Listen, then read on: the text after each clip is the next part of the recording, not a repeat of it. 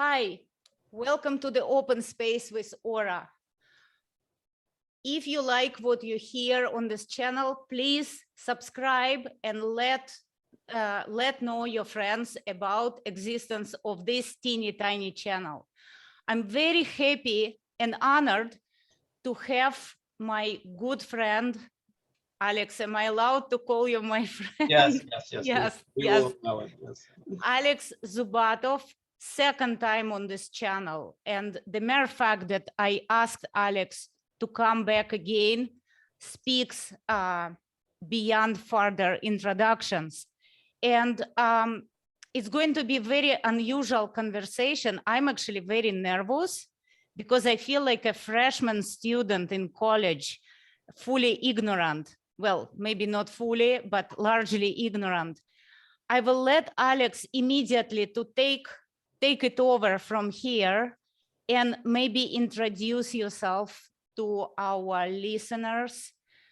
And I want to sidetrack a little bit. Please watch my initial video and conversation with Alex.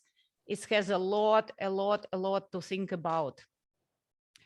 Alex, tell maybe a few words about yourself and what we're going to do today. I by profession am an attorney, but I don't identify as an attorney. I hate this question. What do you identify as? Nothing. I identify as nothing. But my undergraduate degree is in English literature, and that's that and kind of philosophy and literary theory are still my main interests, and I publish articles on a variety of themes, mostly political themes, because those are kind of easier to for people to digest often. But yeah, that's my general background. Details are probably less interesting, but or maybe more interesting, but too not worth covering. And I guess what we're going to do is that you had suggested that that we take this opportunity to just take a poem and go through it together, which I thought would be a great exercise. It's not something I've seen done much of, certainly on YouTube. Maybe I just haven't been looking at the right channels, or YouTube's suggestion algorithm just doesn't understand me very well. I don't know, but I also think, Alex, that it is interpretation which keeps work of art living, keep it alive. It's our interpretation of it, and that's one of the reasons I wanted to try something like that on the channel, because I guess, especially lately, last couple of years, I keep clinging more and more to certain things that I feel about to be lost. And I do all I can, and I know you do all you can, to keep them alive. Yep. So. Yeah, no, I think this was a great idea on your part. Happy to participate. Well, so the poem that you left it open-ended and told me, choose a poem, and so what I decided to go with is Emily Dickinson's "Tell All the Truth But Tell It Slant," and I did that because it's a very short poem, so it's good for for a discussion like this, but it's also a poem I think is a very profound poem. I think is also a poem where at least I have an approach to it that I haven't seen elsewhere. I cannot and will not claim to be a professional at this, but you don't have to be. And I've read some of the things that have been written, and some of them are good, some of them are not so good. But I do think I have something to contribute here, and I think it'll be fun. So, yeah. Should we read the poem? I guess so, and we're gonna. We kind of talked about this a little bit beforehand. And one thing I should say is, due to the fact that both of us are utterly technologically incompetent, so if we were technologically competent, the poem would be on your screen side by side with one of us, but alas, that is not to be. And so we'll see what happens afterwards. Maybe the poem will be below the video later on in the description, or we'll figure something out. But it's short, and a lot of people probably know it. You can call it up on your screen if you need to. It won't be too much of an obstacle. But yeah, we were also talking about how I would read it in English, and then Aura would read it in Russian, which we agree that's a pretty good translation. So for anyone who's interested in that. So unless there's anything else you want to say beforehand, I'll start. No, I just want to say that I think it's fun to exercise long lost oral tradition. Yes, yes. So tell all the truth, but tell it slant. Success in circuit lies. Too bright for our infirm delight, the truth's superb surprise. As lightning to the children eased with explanation kind, the truth must dazzle gradually, or every man be blind. скажи всю правду, но лишь вскользь. Окольный путь верней. Опасен для души восторг, столкнуться прямо с ней. Как молния не так страшна при объяснении детям, так привыкать должна душа, чтобы не ослепнуть к свету. Good translation, as I said. So I'm thinking, let's start by engaging in the heresy of paraphrase. Paraphrasing poetry isn't something we might want to do in many cases, but here, both because this is so short and because I have a specific purpose in mind, let's try it. So would you be able to just to paraphrase the poem, just rephrase the essence of it? No need to go line by line, but just if you had to summarize, what is the saying? Well, it talks about ambiguity. It talks about truth of the moment, which might turn to be something absolutely opposite the next moment. It talks about danger of being blinded by truth, or maybe being blinded by turning truth into fetishizing, into putting it on untouchable pedestal, and making it sort of truth is not a religious cult, if it makes sense. I'm just kind of improvising. Now, we have to be ready to accept certain things about truth, and I can use word reality, but we can talk about what is the correlation of reality and truth. Is it the same thing and or not? But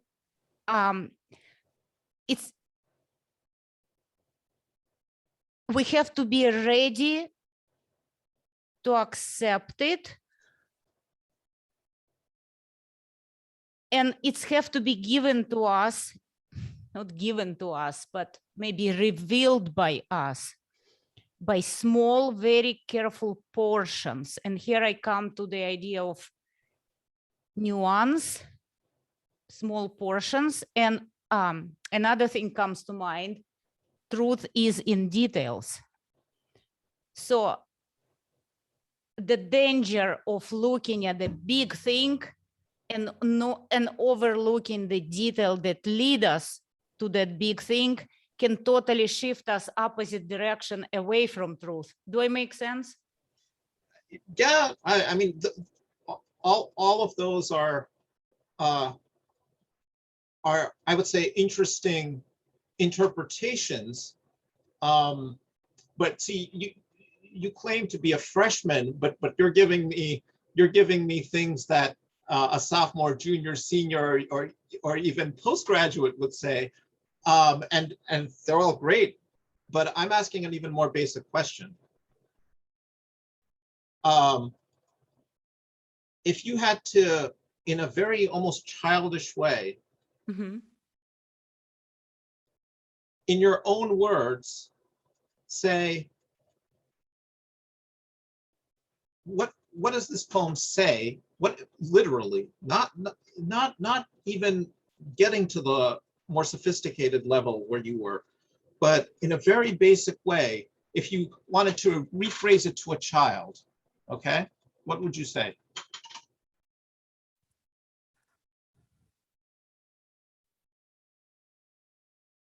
Beware of the obvious.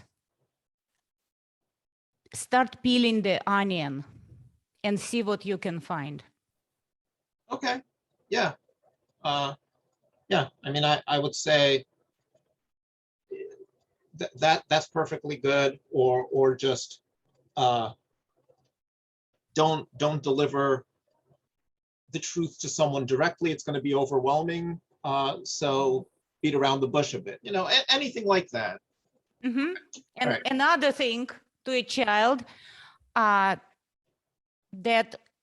shortcuts can be efficient sometimes, but oftentimes to find something valuable or truth, as we say, whatever we mean, we need to go long roads, and we'll have to take road less traveled. Like, and I will bring a metaphor of going to the wandering in a forest. Right. And taking a trail and see, maybe we can find amazing mushrooms under one tree and find amazing berries on the other tree. And some berries will be poisonous and some berries will be edible. But these are all branching truths. These are all variations of one larger thing. So it's a wonderment. Yeah. So the idea of forest, I guess. Yeah. No, those, yes. Let me ask this question. To whom is the poet speaking? A poet could speak, it could be an inner voice of the poet. The poet could remind herself. And that's another ambiguity here. A poet speaks to himself. A poet speaks to imaginary reader. A poet speaks just because poet cannot remain silent. It's this burning desire to say something. But yeah, and that's all true. And I think you're answering the question generally, to whom Mm-hmm. is any poet speaking? Mm-hmm. But in this specific poem, to whom is the poet speaking? And your answers may all be good ones for this poem as well. To me. To you, Aura. Mm-hmm. Okay. Yes, that's absolutely true.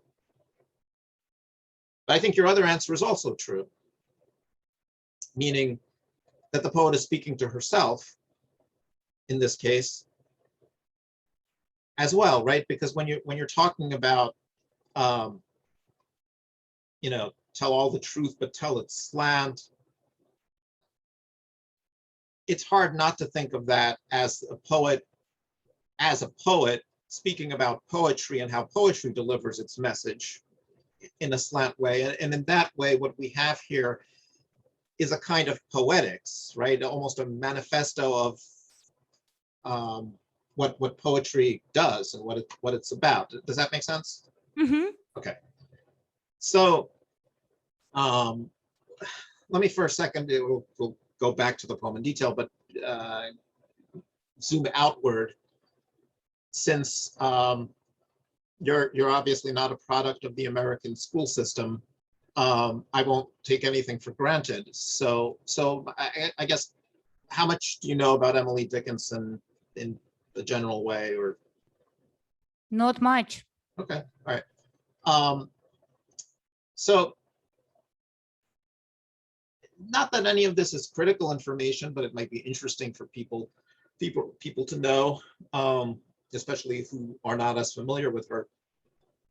I don't think you'll get too many arguments from knowledgeable critics that she's one of America's two most important poets. She, along with Walt Whitman, are our two founding kind of titanic 19th century poets on which everything else is built. And the two of them couldn't be more different.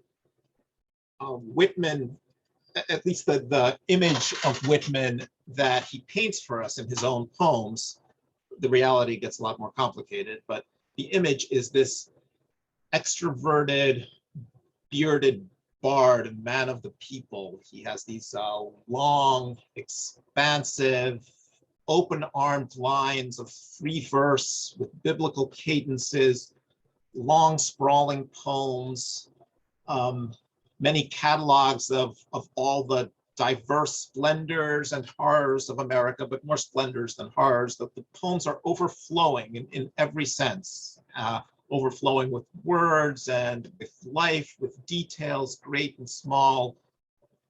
No person, place, or thing beneath his notice. And he celebrates it all, and he laments what has to be lamented, and he wears all his emotions on his sleeve, at least on a first read.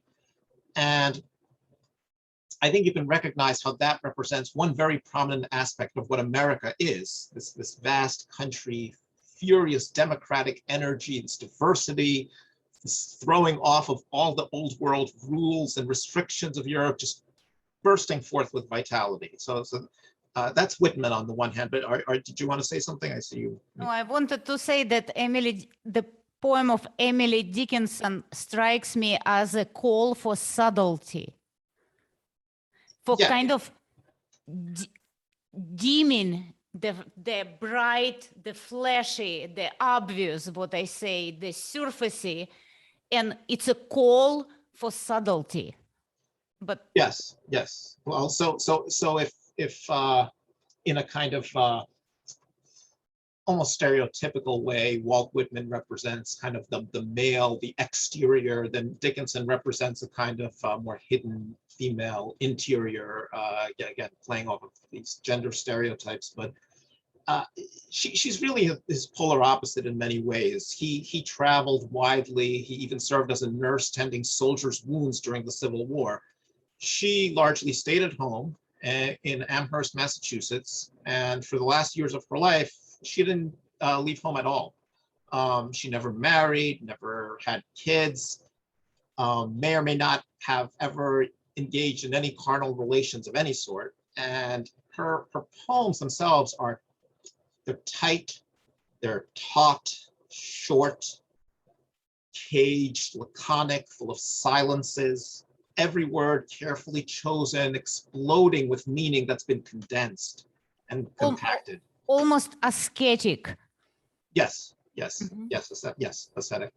Her poems have no titles, even though when they were initially published, the editors, people putting the collection together, tried to give them titles, but they have no titles. She uses very bizarre, almost random capitalization and punctuation, and frequent use of these long dashes, which you can see in the first and the last lines of this particular poem. The poem actually ends with a dash. And she's often as abstract as Whitman is concrete, almost as elusive as he is effusive. Her poems are solitary, they're unpeopled, as if they're notes being passed straight to her very, very idiosyncratic creator that only he'll be able to comprehend in full. And she represents another kind of very American tradition at the same time, the walled up, hermetic, private realm, a sect of one, isolated to the point of near total disengagement from the wider world, and really playing by rules she invented all on her own, which again, it's a very American thing in a different way. They both made up their own rules, but that they have in common. So that's kind of a general sketch. Yeah, you want to say something? I wanted to say, I wouldn't say that she's totally disengaged from the world, but maybe she sees the world around as not exactly the real one, as she sees the real world, and she's refusing to engage with what she sees because somehow it conflicts with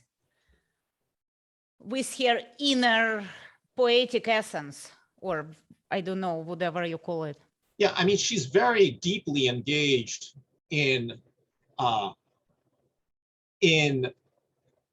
conversation with her surroundings, but they're not the kind of superficial external surroundings that many of us would recognize. Whitman, not to call him superficial at all, but his poems are full of details of their place names.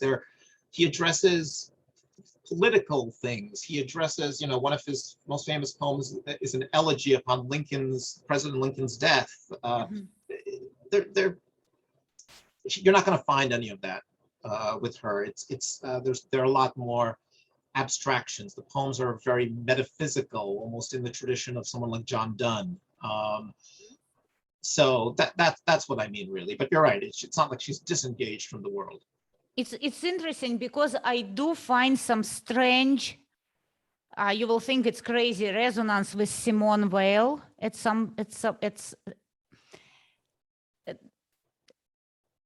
If you're familiar with writings, and it's a prose, of course, Simone Weil. Oh yeah.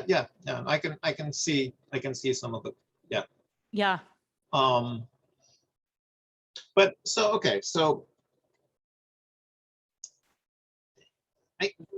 to kind of summarize some of what I've been saying in distinguishing the two of them, Emily Dickinson, to use the word in the poem, was herself a very slant poet.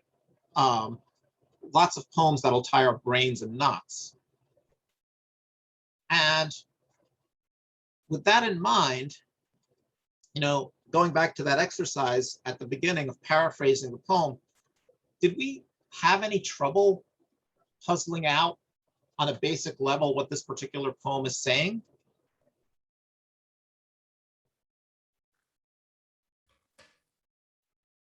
No, because it doesn't try to say anything particular. It prevents us from that specifically. But there's something odd about the fact that here we have a very elusive poet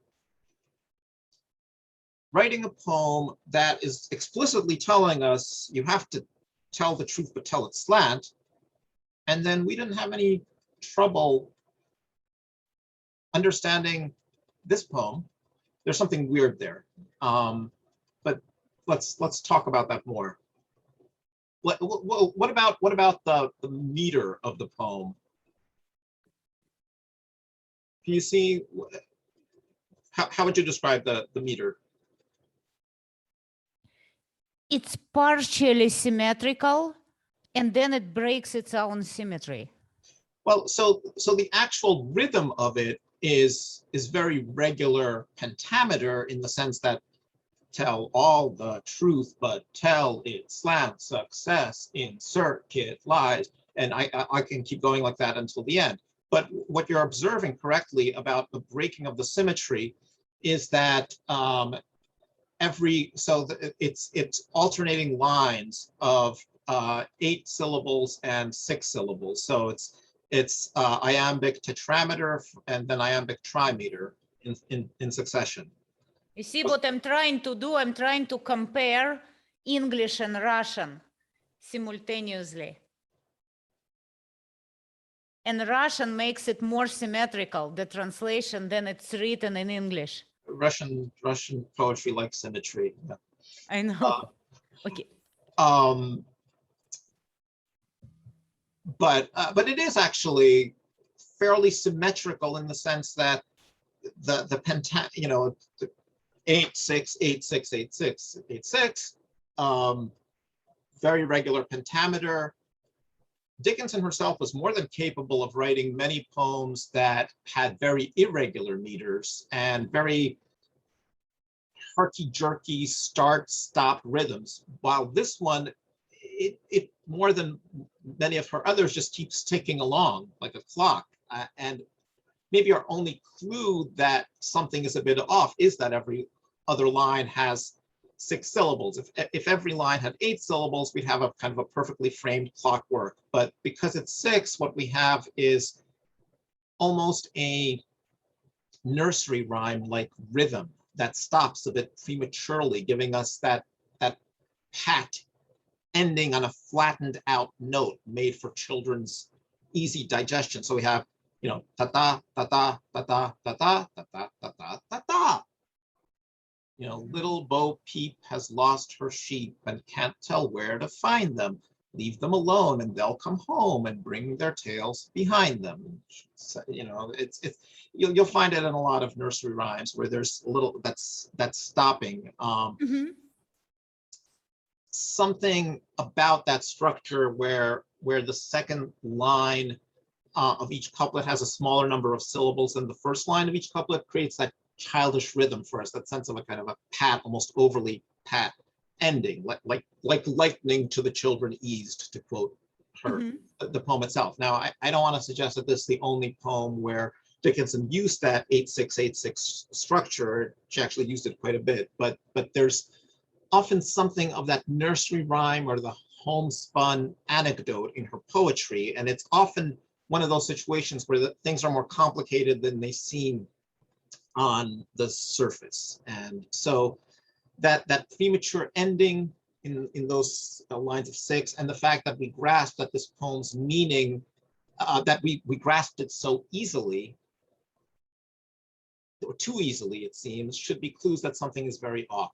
It makes no sense that a poem that's on the surface blatantly telling us that the message should be delivered in a roundabout way is conveying that very message to us in a very direct way. And what that means is we need to look a little bit harder. So let's ask this question. Tell all the truth, but tell it slant. Is the truth a good thing or a bad thing? Is it wonderful or horrible? I mean, how would you characterize it?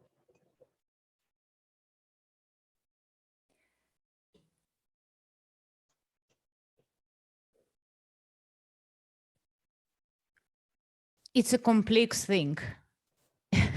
That it is. That it is. You have to flush it out. You have to do through filtering.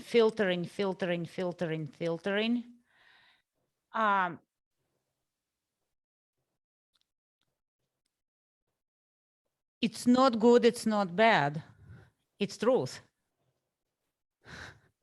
Yeah, it's and she talks about the truth's superb surprise. So there, it sounds superb, sounds like a good thing there. But if we ask ourselves the question of, is the truth something people want to hear? Then we're not so sure, right? It's like asking a question, is nature good or bad? Nature is nature, right?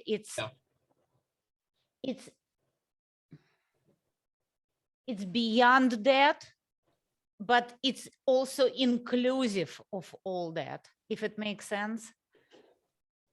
Yes, in other words, it's as complicated as the world. That's as the world, and it's it's too bright for our infirm delight.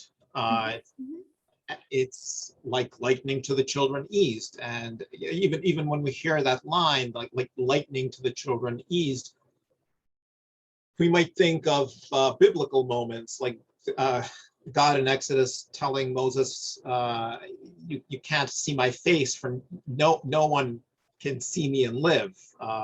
We might think of the famous through a glass darkly image from the New Testament. And while we're on the subject of biblical references, we might think of Jesus himself speaking in parables rather than directly as another touchstone for the poem. You know, these people don't always receive the truth directly or easily.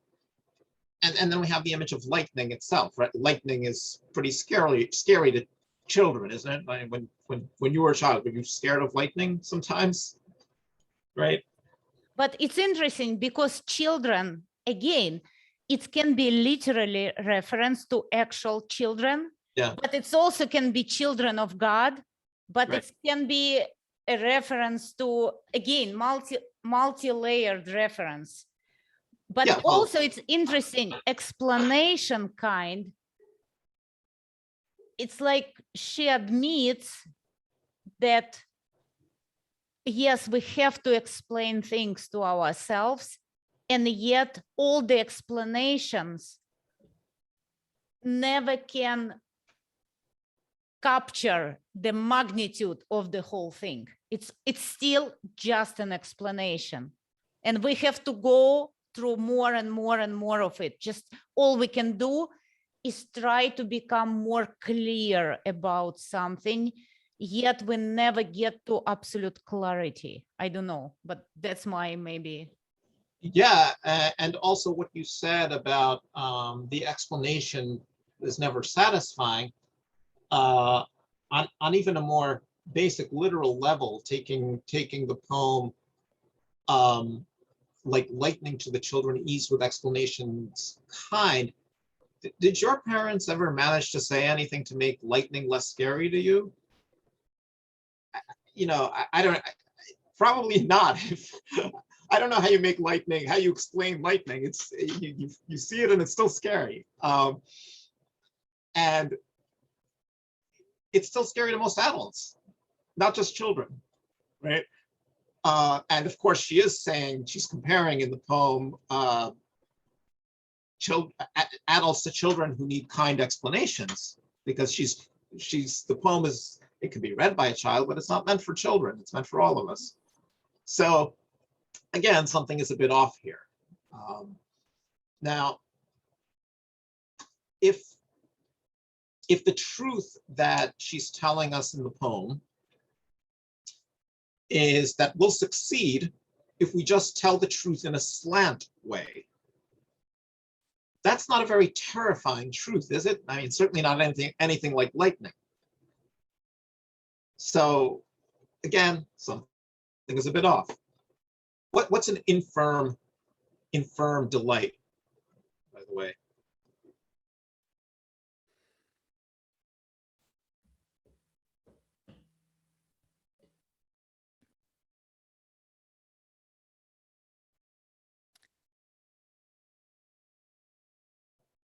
Too bright for our infirm delight, the truth's superb surprise. That's the infirm is not solid, right? Yeah, weak, inconstant. It's a delight that can't delight in true glory, in the truth, in whatever the profundity is that's coming our way. The truth is superb, and like lightning, the truth is also a little bit scary. And it's like what in literature we call the sublime, which Edmund Burke and Kant contrasted with the beautiful. The beautiful delights us. The sublime overwhelms us. It can be terrifying. All right, so. It's a contradiction, I think, our human contradiction, because we want to know, and yet we're terrified to know. And we want to know what we want to know, what's convenient for us. So this word infirm and delight,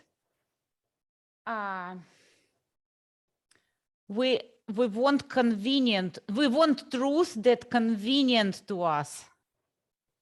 Yeah, we want it, and We want it, and yet we don't want it. So there is another ambiguity here. yeah. Okay, so back to tell all the truth, but tell it slant. You know, sometimes when a poet uses a distinct word like slant, you can gain some insight into how they're using it when you think about how they've used it in some of their other poems. And there's another famous poem by Emily Dickinson that has slant also in the first line. And I'll just, many people might recognize the poem. I'll just read it quickly just so you get the sense of it. There's a certain slant of light winter afternoons that oppresses like the heft of cathedral tunes. Heavenly hurt it gives us. We can find no scar, but internal difference where the meanings are. None may teach it any. 'Tis the seal despair, an imperial affliction sent us of the air. When it comes, the landscape listens, shadows hold their breath. When it goes, 'tis like the distance on the look of death.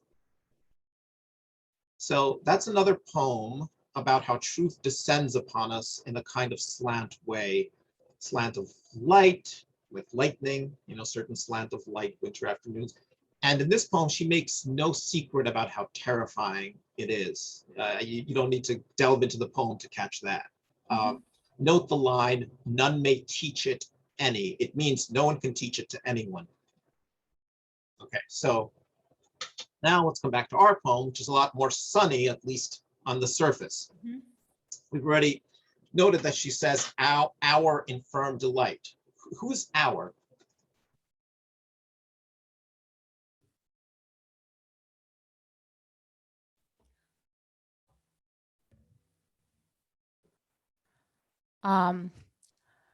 Our is, as I see it immediately, is a certain contract that we make.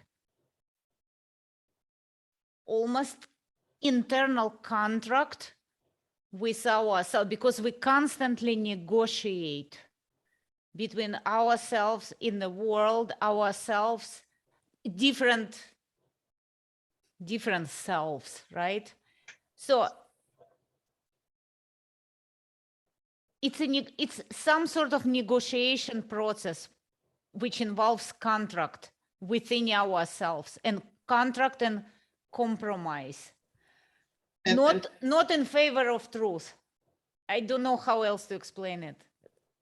Well, that's fine as an explanation, but I'm also asking, who is included in the our? Who is what? Who is included in the our, in the pronoun, in the word our?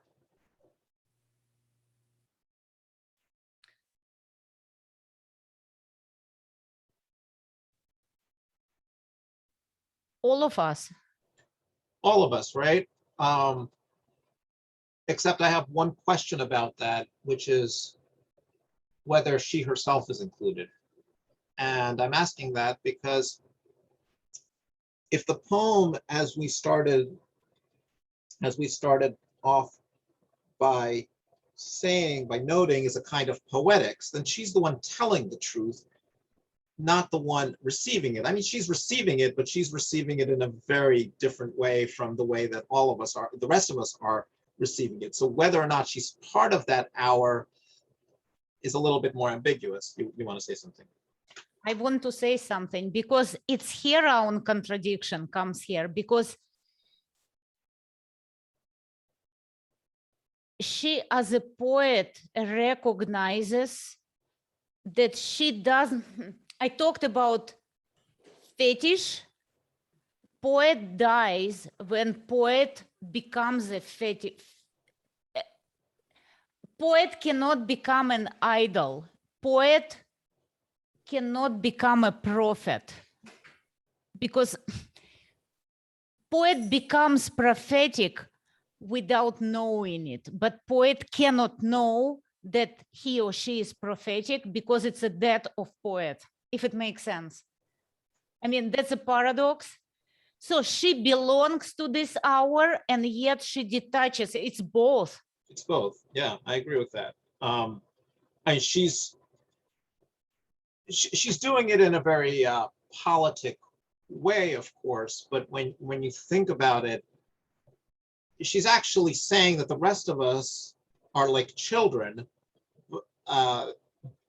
but she's not quite as much. You know, maybe she's a little bit in that category, but she's the one doling out the truth, and therefore able to look it in the eye a little bit more than the rest of us. She's not quite as blinded by it as the rest of us might be. She can look God in the face, as it were. And the thing about the kind of sect of one that she belongs to is that the core essence of these sects is that they believe they have a firmer grasp of the divine, that they alone understand truths foreclosed to the rest. And there's at least something of that here, that the poet is in some way a mediator between us and the divine, and in that kind of position of almost a biblical prophet, Almost like a chosenness. Yeah, chosenness, right? Okay, so the truth must dazzle gradually, or every man be blind. Let's think about what that means. She could have written, the truth must dazzle gradually, lest every man be blind. But she wrote it as an or. Or is a word that is usually used to give us a choice. Sometimes the choice is or else, and that's the kind of structure she's implicitly invoking here, meaning we'd better let the truth dazzle us gradually, or else we'll be blinded by it. That's kind of the most obvious meaning that occurs to us. But let's consider the other possibility, at least open our minds to the other possibility, which is that the or really is being used to say it's one or it's the other. It's either that the truth must dazzle us gradually, or else it's that every man be blind. And we might want to ask ourselves, which is it? But you wanted to say something. I want to say, because I'm constantly comparing the English translation, I'm very interested in mechanism of translation and what's left out. Yeah. What get lost in translation, but also what get not added, but translation has its own life. So I don't like comparing, but it's interesting because the last two lines, the translation rather say the truth must dazzle gradually, because otherwise every man will blind. So it's more like because. It's more like because, yeah. So but it doesn't give you that, almost it's like a threat. It's like you feel cornered. It's or this or. Right. Yeah. Yeah. That's interesting that the translation clarifies the ambiguity. It's almost like she put a spell of damnation. It's kind of like a spell. That's the strong feeling I get from this poem. So when you said that she's the party of one, that's the feel I get here, because it's, yeah. Yeah. And note also that after the word blind, there's that long dash that ends the poem. And the dash is, as won't pretend this is my original contribution, many critics have pointed this out, the dashes that occurred in her poems, often there's something like places where meaning is lost in a void, where something is left unspoken, and it's just another clue here that it's like something is off. We fell off the edge of a precipice there. But she could put ... which will be much softer. It will leave things with some air. There is no air here. It's almost like a slice, like icy cold surface. There no further questions left. Yeah, Emily Dickinson does not do softer. It's not something she does. And I don't know if she uses any ellipses, any ... dots anywhere, but she uses a lot of dashes. And yeah, like it is a kind of a harder void that she gives us there. And again, translation gives only one dash in the top line, and at the very end it puts period, and it uses comma, comma, comma, comma. So it's funny, if I would be introduced to this poem, firstly, not through English, but through Russian, it will be totally different feel of the initial feel of the poem. Yeah, I mean, reading poetry in translation is always sometimes it's the only way you can get it, and then you have to, but it's inevitable that you lose so much. What interesting about what you said is that there's a very tortured publication history with Emily Dickinson, and when most of her poems were initially published, the people who worked on them, who were kind of part of her family that was left around after her death, let's say, a little bit more complicated than that, but they tried to, or some of them at least, tried to normalize the crazy capitalization and the weird dashes, and like I said, gave the poems titles. Because they were looking at this, what is this? It's some crazy woman. They understood the poems had quality, but they tried to normalize them, and that took a lot of the mystery away. And just getting back to Emily Dickinson's life, because it does come back into the picture here in terms of even understanding and giving us at least some clues.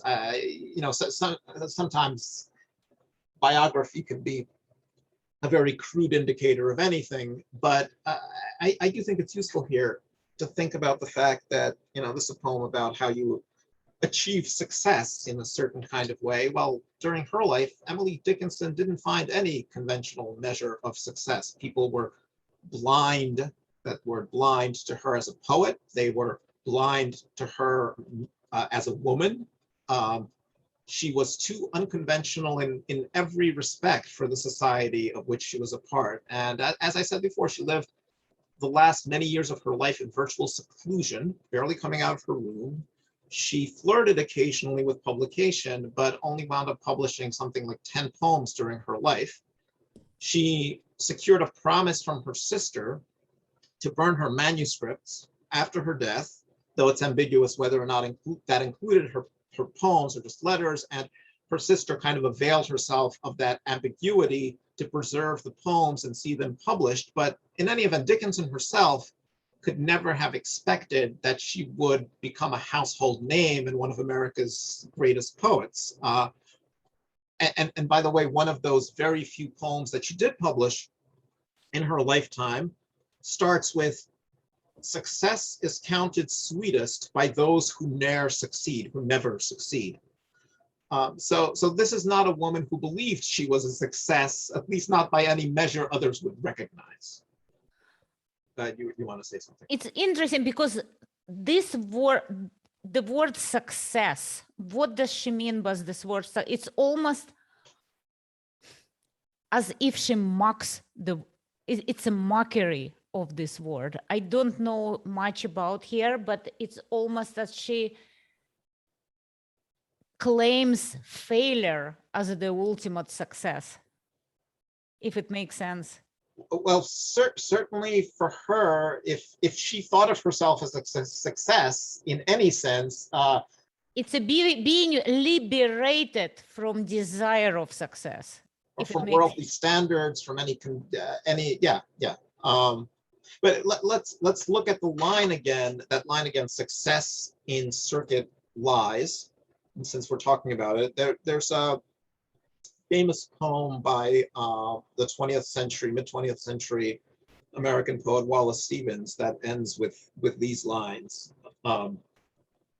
Note that in this bitterness, delight, since the imperfect is so hot in us, lies in flawed words and stubborn sounds. And there's a famous pun on that word lies. Delight lies in flawed words and stubborn sounds, right? Okay. Success in circuit lies. So if you just listen even to the hissing in that line, success in circuit lies, we almost hear the, I want to say, the biblical serpent's hiss, and we have that word circuit too, almost evoking something circuitous or coiled or not straightforward. And as soon as we think of the serpent, we think of the tree of knowledge also, which is also very relevant to the themes of this poem, that knowledge is not something we can really handle. Mm-hmm. So, okay, tell all the truth, but tell it slant. She's telling us the truth, and she's definitely telling it to us slant. And it's definitely something that when we come to recognize it is terrifying, something we don't want to hear. And that truth is that there's this myth that if we just express our truth, but maybe in a slant and politic way, we'll eventually break through and succeed. And then there's the reality that that myth is a myth, and that our truth will be buried with us, and that what we'll find if we proceed in the fashion she's suggesting is not success, but failure. And we may find when we lift the veil, so to speak, to try to see God face to face, what we'll see is a horrifying emptiness, kind of an absence rather than a presence.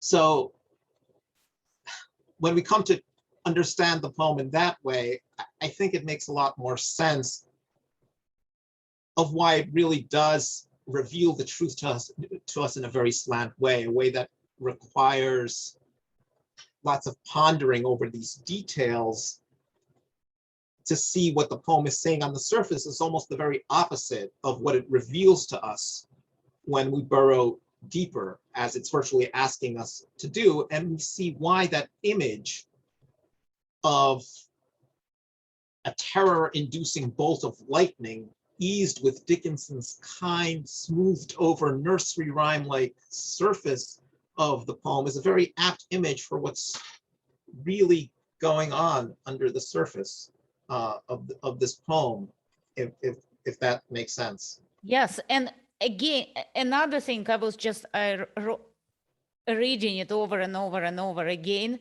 and I stopped going back to my Russian translation because it just misleads me. It's interesting how she uses, almost, we talk about serpent, she uses deceiving words like delight. It's like Mephistopheles.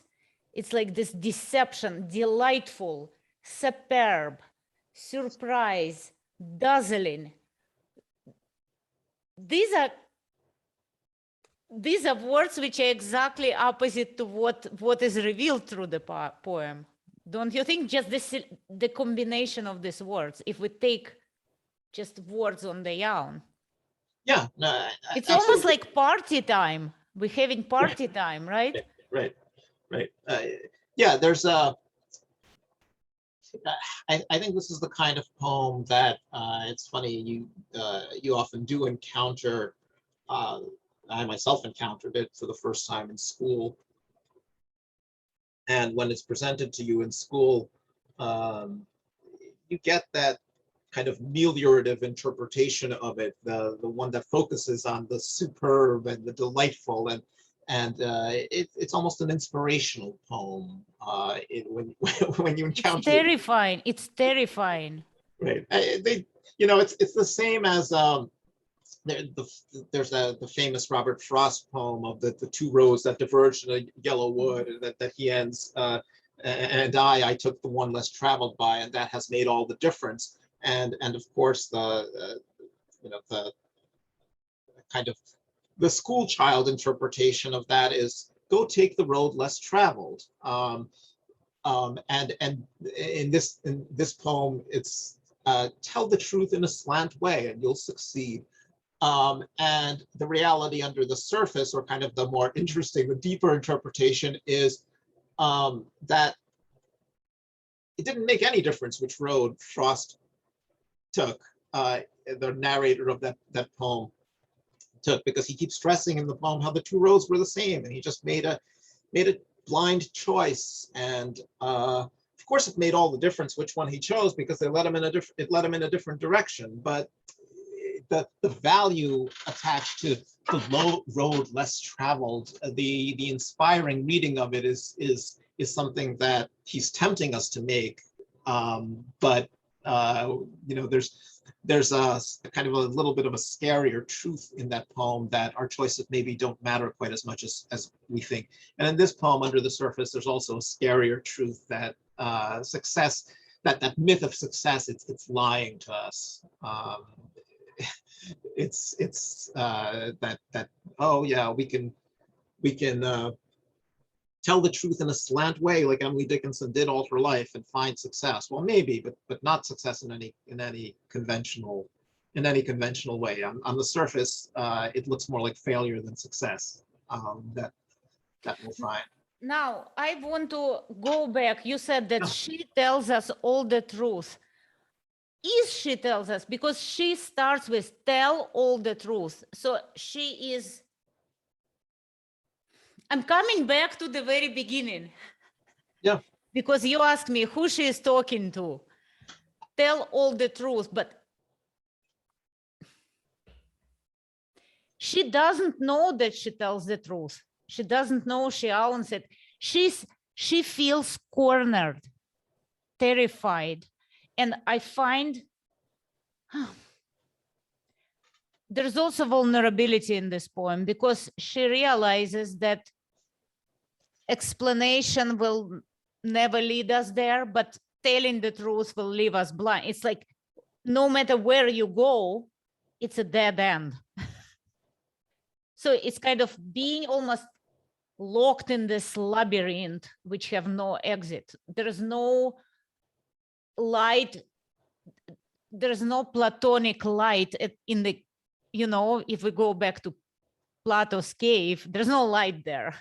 No, there's no light. The end is the last word of the poem. For a poem so filled with lightning and dazzling and superb, the last word in the poem is blind. And then when we fall into this void, this dash, this long dash, this emptiness, right? That's where we end up.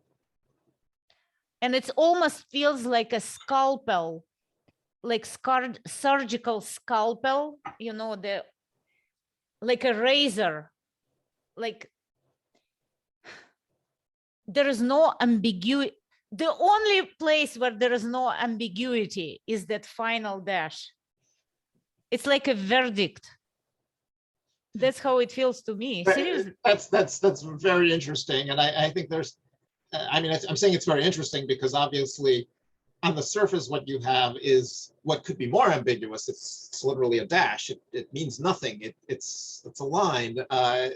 It's puzzling, but in a sense, you're completely right that this is the end point that we reach, and it's there's something very definitive about it. Yeah, that's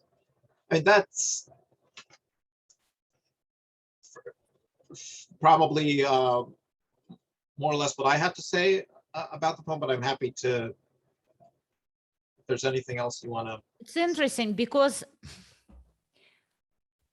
the complexity of, I'm thinking about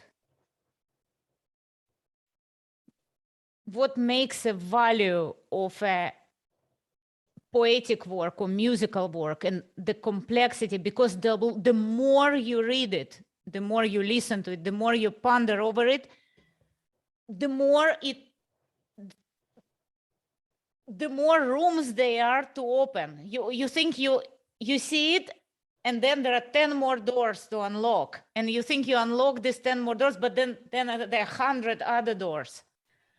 Yeah, this is an 8-line poem that as we talked about at the beginning, seems like it's I mean, given how difficult some poems can be on the surface, this one seems pretty simple at first when you look at it. And I told you even, oh, it's clear to me, right? And you're right to say that it looks clear. It looks the paraphrase of this one is simple in a certain way. But of course, like you said, it's it's the that this is why I think it's important to memorize poems. Now something like this, I concede I have never sat down with this poem and tried to memorize it because it's so short that it winds up sticking in your head. You just keep reading it, and then you don't need to make an explicit effort to memorize. But when you're walking around and it pops into your head, or even sometimes I find I wake up at night with some line from a poem that I realize I've been repeating in some sort of state of half sleep, and then you come to an insight that otherwise you would never have arrived at. And here I wanted to emphasize absolute necessity of repetition, of circling and circling and circling and circling, repetition, memorizing, and you have to go through this process. And like even myself, how many little truths I would find and reject immediately. As we would keep talking, I would immediately find something else which will work contrary to what I said a minute ago. And finding as you're walking, finding as you're walking, finding out as you're walking, and back to that forest. Now,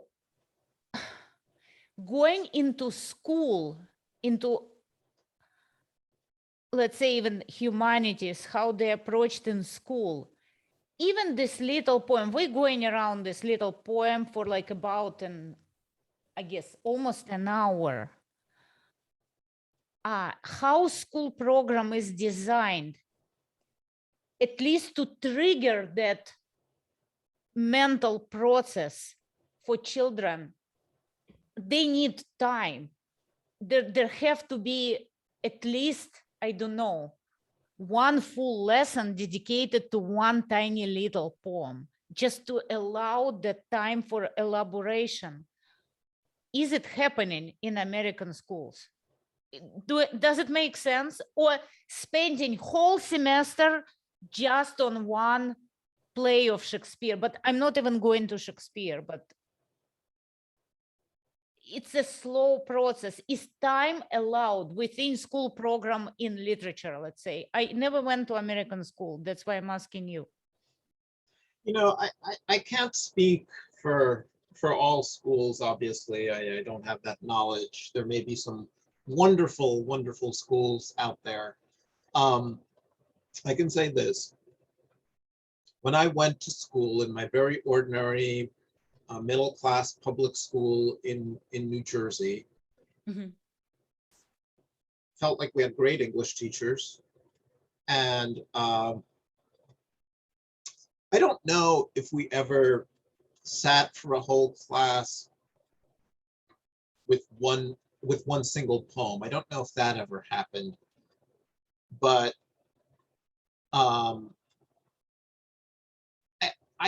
for me at least, they succeeded in creating some wonder that lasted afterwards. They never made us memorize anything. My parents were always very, coming from the Soviet educational system, were always shocked by this. Like, what? They do not make you memorize what? And they said it in Russian. I have to do the accent when I speak English. So that never happened. But we certainly, there was a lot of poetry in the curriculum, and we went through it. Now, my daughter, who's in 11th grade right now, in what's considered to be an elite school in Manhattan, last year, they did not go over a single poem. Zero poetry. I'd rather not even discuss what they did talk about in school in their English class, because it's not anything I would recognize as belonging on a literature curriculum. Let me, just to make the point, say one thing. They spent time going over Beyonce's Lemonade, the movie. So but no poetry, much less a class devoted to a poem. And so that's what's going on in elite New York schools. I don't know what's going on everywhere or elsewhere. I know from the experiences of other friends and their kids that they've been similarly disappointed. Mm-hmm. In some ways, the more elite the school is, the worse you can expect in a certain way. You know what bothers me? Well, I find it's kind of almost visceral rejection of putting any lens through which to look at the poem, for example, of this sort, other than aesthetical or philosophical, but aesthetics is branch of philosophy, right? Other than aesthetical. How can you, let's say, look at this poem through lens of social oppression or gender or anything like that? To me, it seemed to be so reducing. Yeah, you know what I mean? I mean, what I see, that everything have to be looked at through certain lens, social lens, and I deeply reject that lens when it comes to this poem, for example. Yes, this poem certainly doesn't fit neatly into any such rubric, or I shouldn't say it doesn't fit neatly, it doesn't fit at all into any such rubric. And because of that, it's going to be inherently less interesting for educators who are focused on those kinds of issues. But isn't any great work, and isn't that the test of greatness of the artwork, that it never would fit? It's just like the truth, right? We were talking about truth is bigger than what we're trying to make of it or explaining.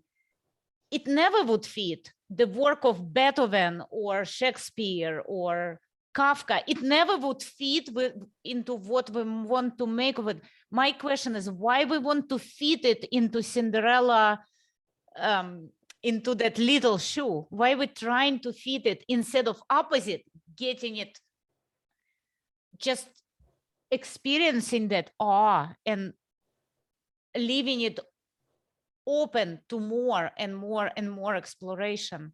Yeah, it used to be the case that people on the left and even the far left were all in favor of complexity. And I'm thinking of Theodor Adorno, for example, who, arguing from an almost Marxist standpoint, rejected much, I mean, he probably went overboard, but he rejected much popular culture precisely because for him, it harmonized too easily with our society.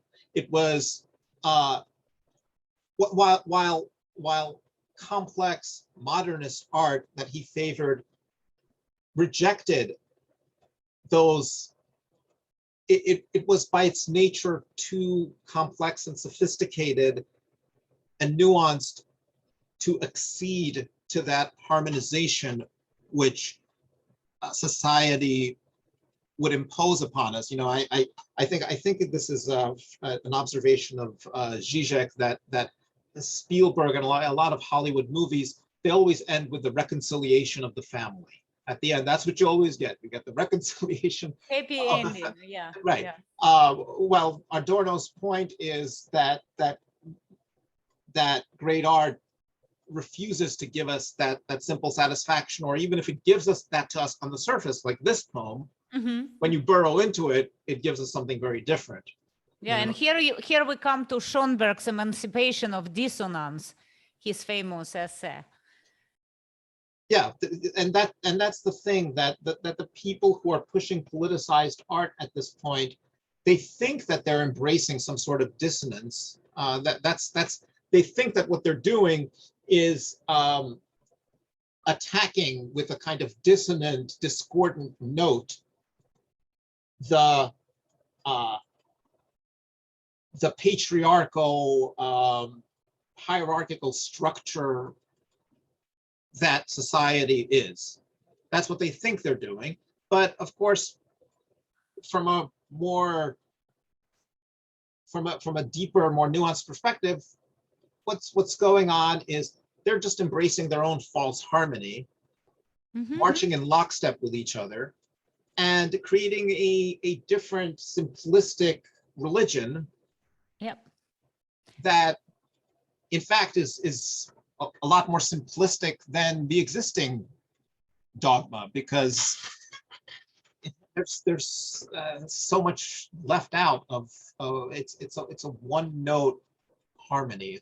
It's interesting because it's ironic, because they took dissonance, right?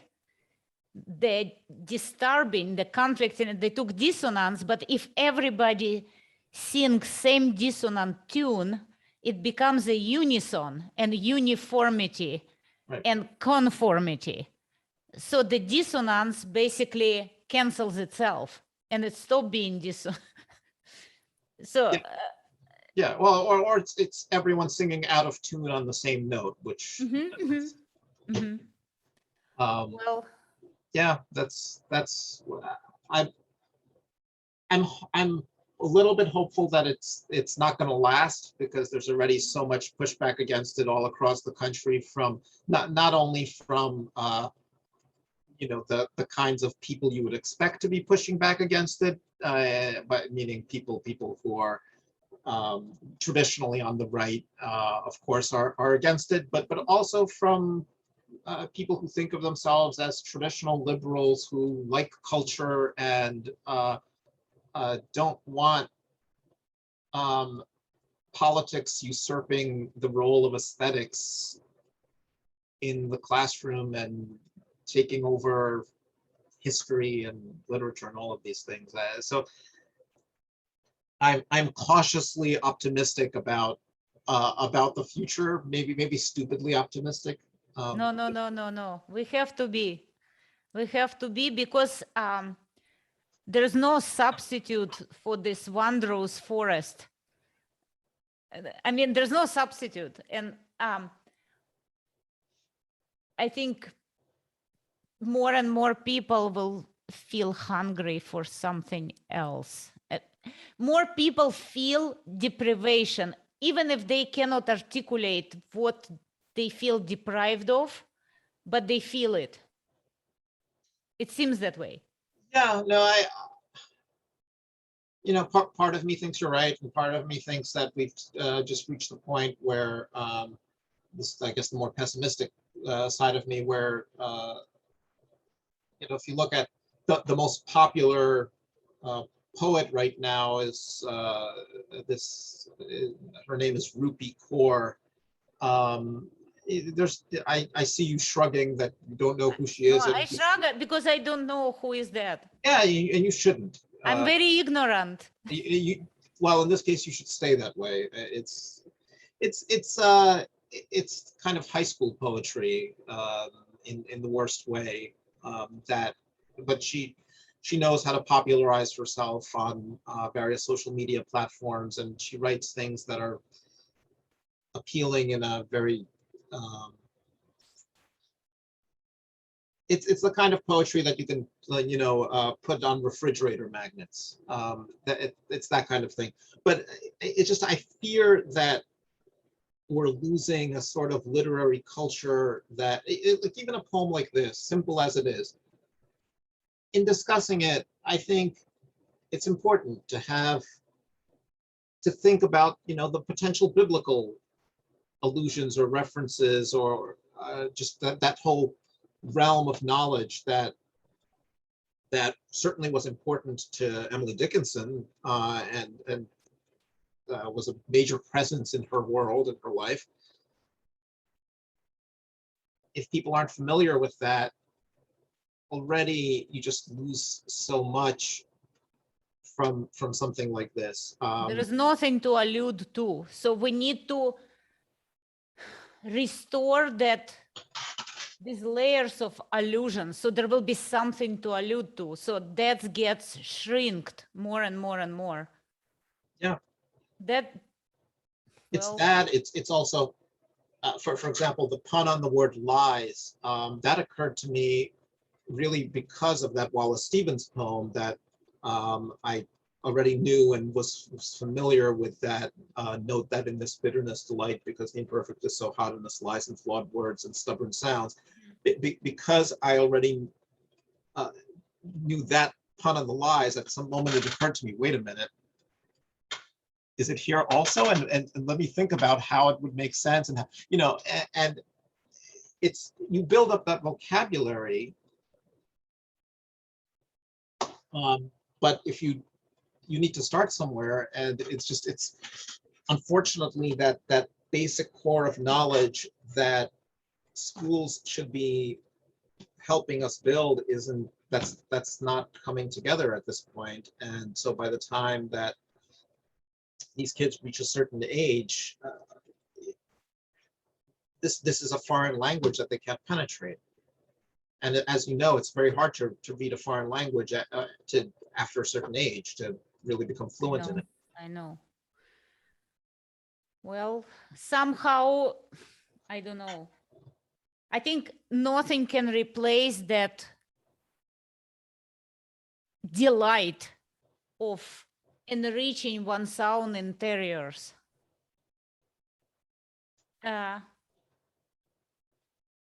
Feeling it with more and more and more allusions, it makes life more exciting. And it's a different kind of dopamine. Dopamine, right? That gets people high. Yeah. But it gets you elevated instead of, so I think more and more examples should be thrown out there of how one can get elated other than from superficial kind of drugs. Yeah, I was saying to a friend recently that maybe they should make kids literally spend all day sitting in front of a screen of some sort, and not allowing the kid to take any breaks. Just nope, keep doing it. It's like Kubrick's, right? The Clockwork Orange. Yeah, exactly. Pinning the eyes open. Yeah. But it's hard to fight this kind of distraction and constant. When you spend a lot of time with a high stimulation activity like this, it's very hard to return to something afterwards that where you have to really apply yourself and where you have to be the source of the stimulation, where it has to come from within. And once you summon up your powers and apply them to something like this poem, then you'll see it's giving you a ton back, much more than the stupid screen can. But you have to meet it, you know, and if you don't do that, if you're not prepared to do that, if you don't take the time, if you don't have the space for contemplation, because you constantly have something plugged into you. Yeah, but it's also very humbling, because how many times today I caught myself, oh my God, how could you overlook this? Oh my God, how could you overlook this? It's like very humbling to constantly seeing your own ignorance. I'm talking about myself, and paving one little step forward, one little step forward, one little step. To me, that process is precious. Constantly failing, if you will, failing in my own thinking, but I cannot see that failing until I make another step. So the poem helps me immensely. It's a relationship. That's what I call intimate relationship with artwork. So I don't know. Yeah, Well, we'll keep trying. We did today. I don't know. yeah, hopefully someone will get something out of it. If nothing else, at least you know, just a sense of how the process might work. It was a great exercise, and I'll keep thinking. I already have more things for another hour of conversation about same poem, but maybe for next time. Alex, I want to tell you 1,000 thank you for putting me on trial with you.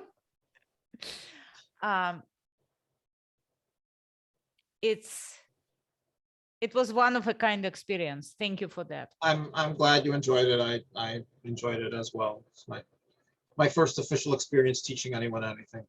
Well, other than. Can I do same with you with a piece of music? Yeah, of course. That'll be very interesting. Can you be my like ignorant student? And I promise you, I will be even more ignorant than you are, because you know, it's I have very little musical hearing of any sort, and so, you know, it will be interesting experiment. Yeah, absolutely. It's difficult with sound, because sound via Zoom is not the same, but still we could do something. Would you be willing to do similar but the other way around? Absolutely, yeah. If you were a freshman, I'll be like a second grader or something like that. It'll be an interesting experience. It will be clean slate. Yes. Okay. Thank you, Alex. Thank you.